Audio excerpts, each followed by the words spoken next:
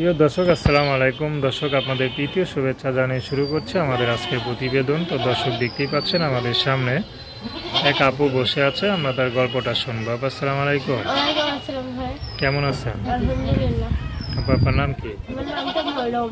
মরিয়ম, খুব সুন্দর নাম। মরিয়ম আপু কি করেন? ভাই, আমি বর্তমানে বেকার, পাশাপাশি কাজ করি। তাই। আচ্ছা, বেকার? জি ভাই, বেকার। আচ্ছা, সংসার কে চালায়? সংসারটা আমি চালাই ভাই। কি করেন আপনি? আমি বাসা বাড়ি কাজ করে সংসারটা চালাই। তাও এখন একদিন গেলে 10 দিন পাই না, এরকম করে সংসারটা চালাই। আচ্ছা আচ্ছা। তো পরিবারে কে কে আছে? আমি আর আমার দাদু আছি। দাদু? আচ্ছা। তো দাদু তো কিছু করতে পারে না? না, দাদি বুড়া মানুষ, আর কি করবে বলেন। তো দাদু ছাড়া আপনাকে দেখার কেউ নাই? না, আমার বাবা মা ছোটবেলায় আমার ফালাই দিয়ে চলে গেছে, বুঝলেন। আচ্ছা। তো এখন মনে করেন এই যে ইউটিউবে আসেন, এখন তো মনে করেন আপনার বিয়ের তো বয়স হয়েছে, ঠিক না? জি।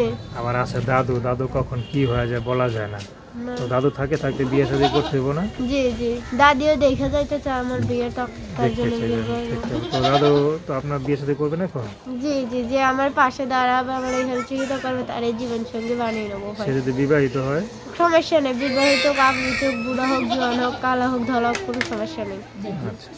তো নাম কি বললেন? নামটা মরিয়ম বলছি।